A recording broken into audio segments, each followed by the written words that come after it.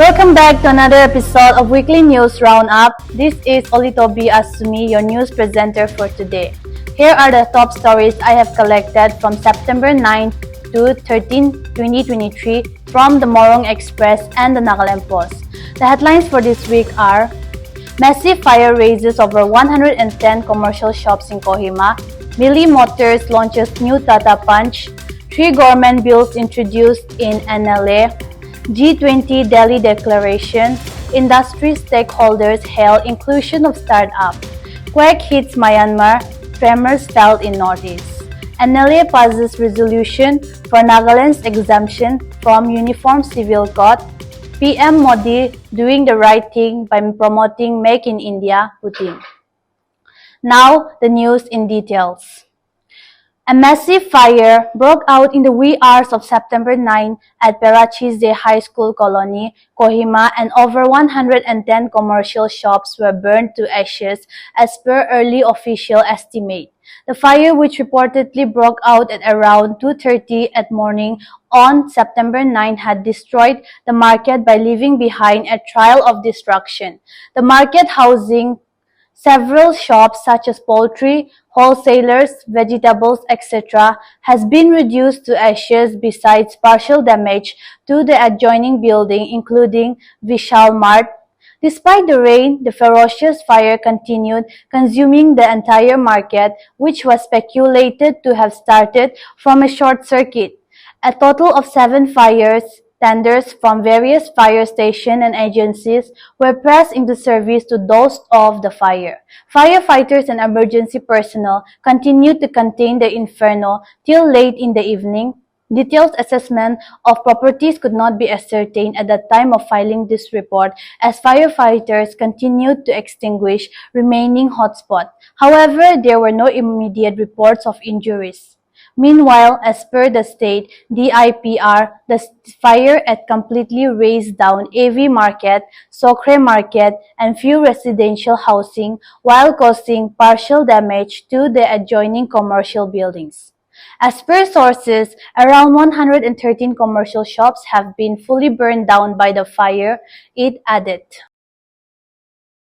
Mili Motors Tata Motors has launched the new Tata Punch 5-star GNCAP rating, manual and automatic transmission in petrol, with voice assist electric sunroof on August 9, 2023 at Purana Bazaar. A press release by Shyam Thapa, Mili Motors informed that car comes with Punch Accomplished and Creative variant. The launching of the fire vehicle was graced by Principal of Hope Academy, Sashila Ozukum. The vehicles will be available in 5 color shades: Orcus White, Tornado Blue, Daytona Grey, Meteor Bronze, and Atomic Orange, and have engine 1199cc with fuel efficiency mileage of 18.8 per kilometer. 3 government bills were introduced today at the second session of 14th Nagaland Legislative Assembly, NLA, here, and the consideration and passing of those bills have been scheduled for September 12. Minister P. Paiwang Konyak moved for introduction of Nagaland Motor Vehicle Taxation Amendment Bill 2023 and the Nagaland Passenger and Goods Taxation Amendment Bill 2023. The Northeast Christian University Second Amendment Bill 2023 was introduced by Higher Education Minister Temjen Imna Along. The Indian startup ecosystem stakeholders on Sunday hailed the inclusion of startups as part of the Delhi Declaration for the first time in the history of G20. India has taken the initiative to launch the Startup 20 engagement group during its G20 presidency. We are glad that Brazil has picked up the mandate to continue the Startup 20 engagement group into the presidency next year.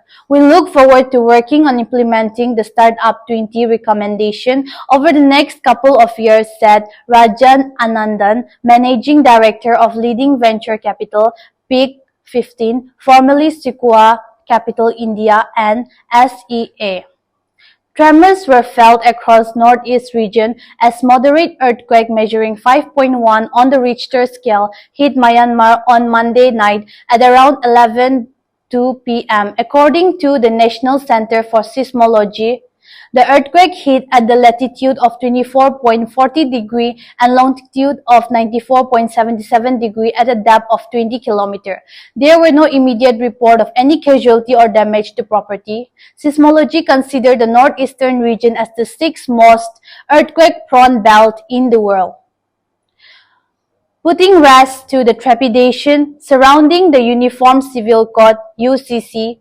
The 14th House of the Nagaland Legislative Assembly has unanimously resolved for exemption from the proposed enactment of the Uniform Civil Code in its application to the state of Nagaland.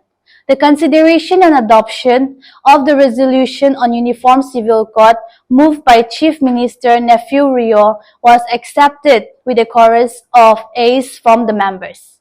The resolution to this effect was adopted on the second day of the second session of the 14th NLA on September 12. The adopted resolution read out by Rio stated that the apparent objective of the Uniform Civil Code is to have a single law on personal matters such as marriage and divorce, custody and guardianship, adoption and maintenance, succession and inheritance, which in our view shall pose a threat to our customary laws. Social practices and the religious practices which will be in danger of encroachment in the event of imposition of the Uniform Civil Code. It also strongly urged that Nagaland be completely exempted from the purview of Uniform Civil Code. It also informed of the appointment of the 22nd Law Commission of India on February 21, 2020, whose term extended till August 31, 2024, and the issuance of a public notice on June 14, inviting views and ideas from all the stakeholders on the subject matter of having a Uniform Civil Code throughout India. Russian President Vladimir Putin has once again lauded the Make in India initiative and said that Prime Minister Narendra Modi is doing the right thing by promoting the policy. In his address to the plenary session of the 8th Eastern Economic Forum in Vladivostok on Tuesday, Putin gave India's example while responding to a query about Russian-manufactured automobiles. The Make in India initiative was launched by Prime Minister Modi in 2014, aimed to create and encourage companies to develop, manufacture and assemble products made in the country and incentives dedicated investment into manufacturing. Putin and Modi last met on the sidelines of a regional security bloc summit in Uzbekistan in September 2022. The president did not attend the G20 summit held in New Delhi on September 9 to 10. He was represented by Foreign Minister Sergey Lavrov.